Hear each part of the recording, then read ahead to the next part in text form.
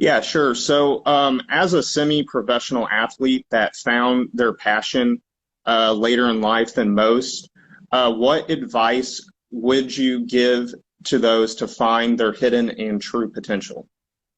Ooh, that is such a good question, and it's not an easy one because it's different for everybody. But this is what I have found.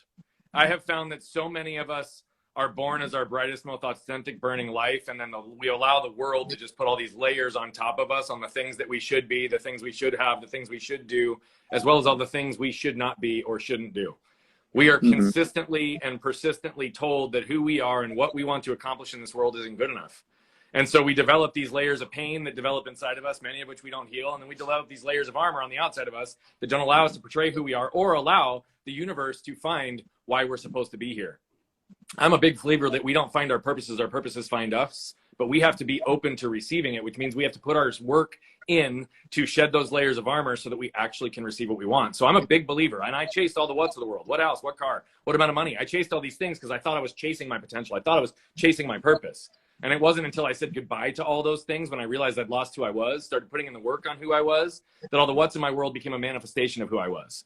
And so I'm a big core believer that for you to truly tap into your potential, for you to truly tap into and lean into your purpose, you have to get to the core of who you are. Know who you are very, very clearly, and then know how you're going to demonstrate it into the world. And your purpose, in most situations when that takes place, starts to find you and gets integrated into your life in a really natural, authentic way. So the fact that it took you later in life, as you say, to call your purpose, I think you can now use the lessons that you've extracted from that to put intentionality into your world and the world of those around you, to allow other people that the faster they tap into who they are, the faster they get to live their life filled with joy, freedom, and fulfillment, fulfilling their purpose and their potential every single day. Yeah, Bam. that makes sense.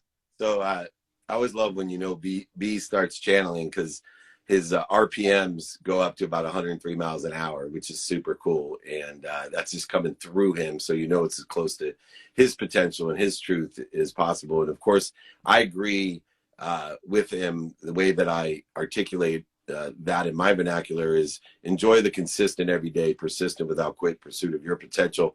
But I have a little bit of a twist, some nuance that I've been studying myself.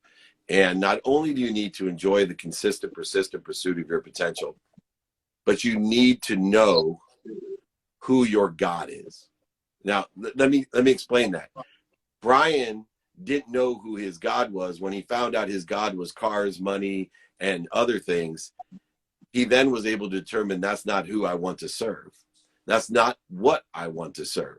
That's not why I want to serve. So many people go through life. Everybody serves a God. They just don't know it.